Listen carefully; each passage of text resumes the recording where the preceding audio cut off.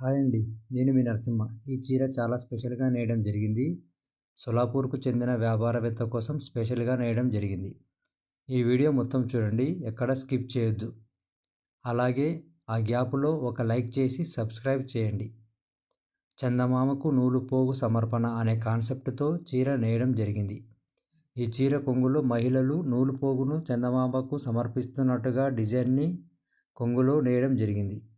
అంతేకాకుండా చందమామను స్మరిస్తూ మరాఠీలో రాసిన కీర్తనలు కూడా ఈ చీర కొంగులో ఉంటాయి.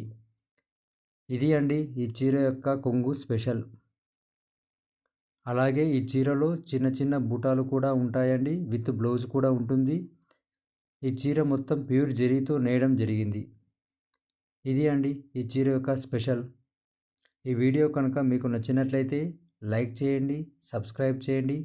అలాగే ఈ వీడియోను